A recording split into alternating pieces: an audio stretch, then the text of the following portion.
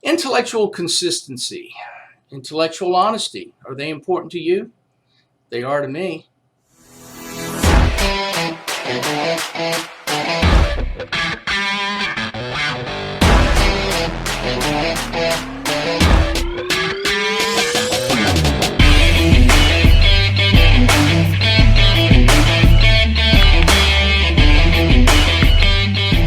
Back again. Hope everybody's doing well. Just so many things on my mind, trying to decide what to talk about next. But as I said in the opening, intellectual honesty, intellectual consistency, what does that mean to people? What does that mean to you? Do you even understand what it means? I would posit the notion that there are a lot of people that don't know what it means. I say that because I hear what they say and I see what they write. And it makes you wonder if they actually stop and think about the things they're saying. One of the things I do on Facebook is I'm a member of several different types of pages. One of them is a group called Occupy Democrats. Now, I joined that group to see what they're saying.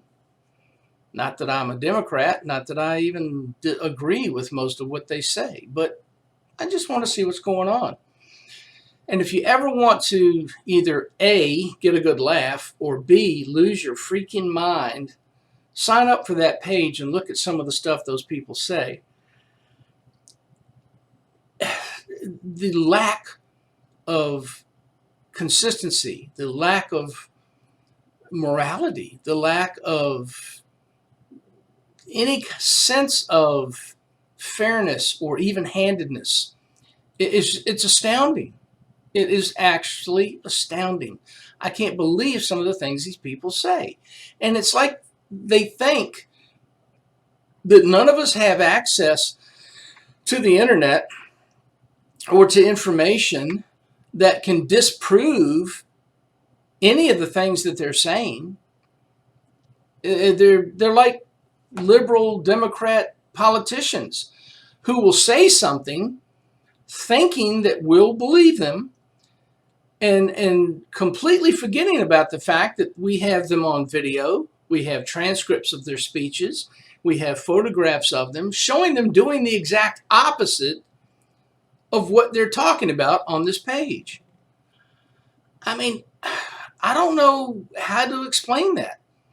You either have to be completely delusional or just stupid. I mean, again, and the Republicans, I'm sure they have their pages that do the same thing, and they'll tell you, something about Trump that they think is wonderful, overlooking something he did that was just the opposite of what they're talking about. Just be consistent. Understand that some of us do have the internet. We know how it works. We can do research, and we can find contradictory stories to what you're saying. Recent example, the DNC had its convention, such as it was, doing the virtual convention thing. And of course, they have a bunch of people making speeches, Michelle Obama, Jill Biden, etc., and Bill Clinton. Now, you would hope by now that Bill and Hillary would just fade off into the sunset, but megalomaniacs like that love to stick around. They like to get their pictures in the paper and on TV, and they like to think that people are listening to them and put stock in what they say. So Bill is making his speech, and he's talking about, morality and who's qualified to be president, etc., etc. This is the same Bill Clinton who was getting head from an intern in the Oval Office. The same Bill Clinton who was finding new and unusual ways to use cigars. The same Bill Clinton who had numerous women either A, accuse him, or B, actually file charges against him for rape and or other types of sexual abuse. And he's going to lecture us? Seriously, Democrats, you got to do better than that.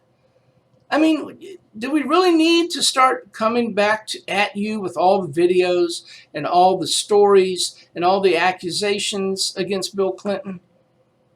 So, if you're going to put somebody up here to lecture us about morality, that's not the guy to pick. I mean, seriously, you got to do better than that. And you really should be embarrassed continuing to push Biden as your candidate. I mean, the man obviously has dementia. Oh, but Floyd, you're not a doctor. How do you know? Look, because I've seen people with dementia, all right? I've experienced it in my family and with my friends. I know what it looks like. Okay? He has dementia. The man doesn't know what day it is. Why are you continuing to put him out there? Well, when you do put him out there, when you let him out of the basement, Republicans, you do the same thing. I mean, you prop up Trump as our savior. He's the next best thing in office. He's going to save the country. He's going to drain the swamp. Great job of doing that, by the way. And then you look at the things he's done and said. And we're going to see him as the arbiter of morality and what is good and right and just. Grab her by her hoo-ha.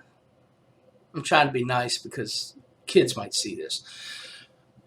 I mean, come on, guys. Here's all I'm saying is, you want to be intellectually consistent. You want to be intellectually honest. You want to not be a hypocrite.